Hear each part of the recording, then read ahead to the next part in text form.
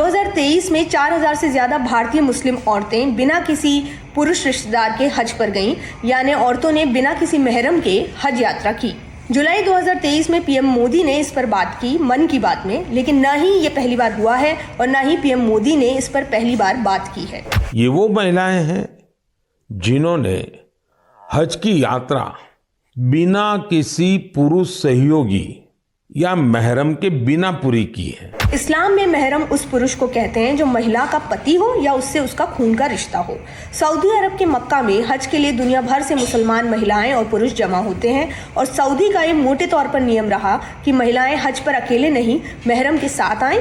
लेकिन पहले 2014 में और फिर 2019 के बाद महरम को लेकर सऊदी अरब ने जो बदलाव किए, उसने भारत को भी हज गाइडलाइंस में बदलाव के लिए प्रेरित किया, लेकिन ये इतना आसान नहीं था। 2017 के मन की बात में पीएम मोदी ने कहा था कि किस तरह केंद्र को 3 साल और एक मजबूत समिति की सिफारिश की जरूरत पड़ी, जिसके बाद भारत ने सऊदी के 3 साल पहले के फैसले के हिसाब से हज नियमों में बदलाव किया।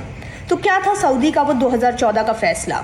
वो फैसला ये था कि 45 साल की ऊपर की महिलाएं महरम के बिना हज पर आ सकती हैं, लेकिन उन्हें समूह में आना होगा, यानी ग्रुप में आना होगा। 3 साल के बाद भारत ने भी अल्पसंख्यक मंत्रालय के तहत बनी समिति की सिफारिश के आधार पर 45 से ऊपर की महिलाओं को 4 के समूह में हज पर जाने की इजाज़त दी, यानी बिना किसी पुरुष संरक्षक के जाने की इजाज़त दी। लेकिन फिर 2019 के बाद सऊदी अरब ने एक और बदलाव किया और 45 की उम्र की सीमा हटाकर तय किया कि सभी बालिग महिलाएं बिना महरम के हज पर आ सकती हैं, जिसके बाद भारत ने भी उचित बदलाव किए। यहाँ दिलचस्प है कि सऊदी अरब का ये अपने आप में अकेला फैसला नहीं है। कुछ साल पहले सऊदी अरब ने कानूनी बदलाव कर यह तय किया था कि सऊदी औरतें अकेले रह सकती हैं बिना किसी पुरुष गार्डियन की सहमति के। यही नहीं, बालिग औरतें बिना पुरुष की अनुमति के विदेश भी जा सकती हैं। ये बड़ा बदलाव था जो सऊदी द्वारा खुद को उदारवादी दिखाने के लिए उठाए गए एक कदम की तरह देखा गया।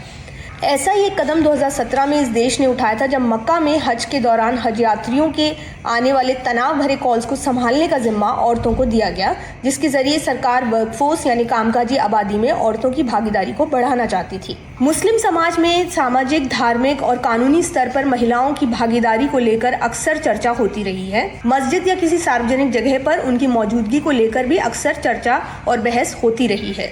फिर वो स्कूल या कॉलेज में हिजाब या पर्दा करना हो, या नमाज में पुरुष और महिला का अलग अलग बैठना, या सऊदी जैसे देश में औरतों के आने जाने का महरम पर निर्भर होना। जहां रूढ़िवादी वर्ग इसकी वजह धार्मिक बताता है, वहीं इस्लाम का प्रगतिवादी धड़ा कहता है कि दरअसल इसकी बड़ी वजह औरतों की सुरक्षा रही है और कुरान में महरम की बात नहीं कही गई है।